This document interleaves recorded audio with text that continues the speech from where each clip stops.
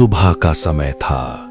सूरज धीरे धीरे गांव के पेड़ों के पीछे से निकल रहा था और हल्की धुंध पूरे गांव में फैली हुई थी। गांव के आंगन में औरतें झाड़ू लगा रही थीं, कहीं चूल्हे का धुआं उठ रहा था और कहीं मुर्गे की आवाज गूंज रही थी। कुछ किसान अपने कंधों पर हल और औजार लेकर खेतों की तरफ जा रहे थे, जैसे वो हर सुबह जाया करते थे। गांव के पुराने कुएं पर औरतों की भीड़ लगी थी। सब अपने अपने घड़ों में पानी भर रही थीं। सब कुछ बिल्कुल सामान्य लग रहा था, लेकिन उसी सड़क के किनारे कोई चुपचाप खड़ा था। सड़क के बीचों बीच एक औरत खड़ी थी, लाल साड़ी में, और उसका चेहरा गहरे घूंघट से ढका हुआ था। कुएं के पास खड़ी एक औरत की नजर उस तरफ गई और उसने धीरे से बाकी लोगों को भी इशारा किया। गांव के लोग उसे देखने लगे, लेकिन अजीब बात ये थी, किसी ने उसे पहले कभी नहीं देखा था।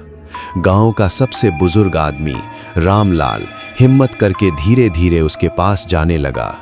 जैसे जैसे रामलाल उसके करीब पहुंचा, उसे महसूस होने लगा कि इस औरत के आसपास कुछ बहुत ही अजीब है।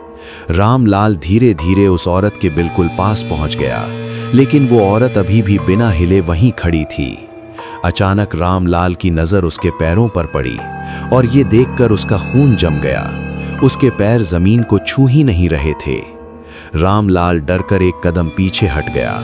उसके चेहरे पर डर साफ दिखाई दे रहा था। तभी वो औरत धीरे धीरे अपनी गर्दन रामलाल की तरफ घुमाने लगी, जैसे उसे सब कुछ पता हो। दूर खड़े गांव के लोग ये सब देखकर डर से सन्न रह गए, लेकिन कोई भी आगे जाने की हिम्मत नहीं कर पा रहा था। और फिर उस औरत ने धीरे धीरे अपना हाथ उठाया, जैसे वो अपना घूंघट हटाने वाली हो। घूंघट थोड़ा सा ऊपर उठा और उसके नीचे से एक डरावना चेहरा झलकने लगा। उसके चेहरे के अंदर से लाल चमकती आंखें दिखाई दी, जो सीधे रामलाल को घूर रही थीं। रामलाल जोर से चिल्लाया और डर के मारे पीछे गिर पड़ा। अब सबको समझ आ गया था, वो कोई साधारण औरत नहीं थी, वो थी घूंघट वाली डायन। रामलाल की चीख सुनते ही पूरे गांव में हड़कंप मच गया।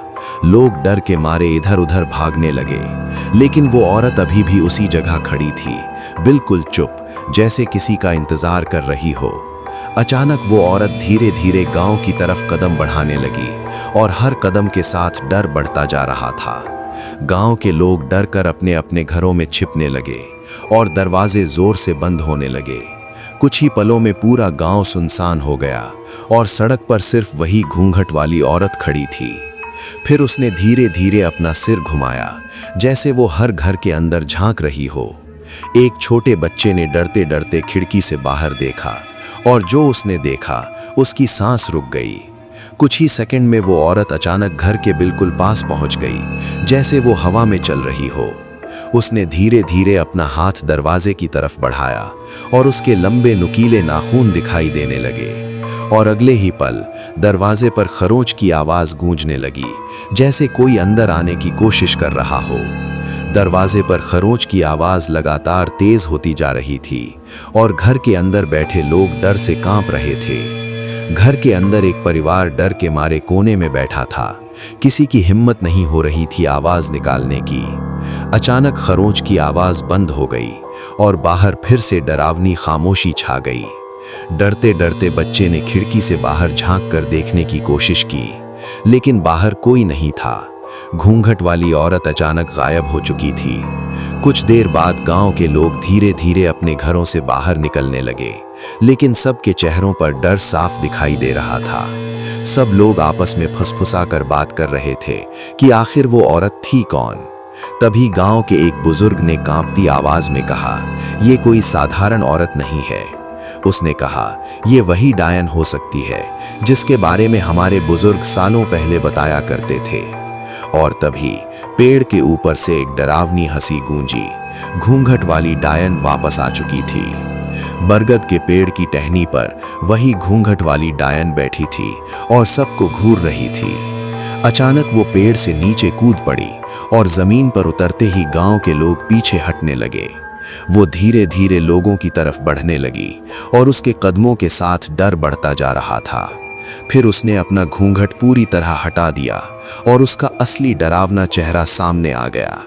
डायन का चेहरा देखते ही पूरा गांव चीख पड़ा और लोग जान बचाकर भागने लगे। डायन ने जोर से एक डरावनी चीख मारी, जिसकी आवाज पूरे गांव में गूंज उठी।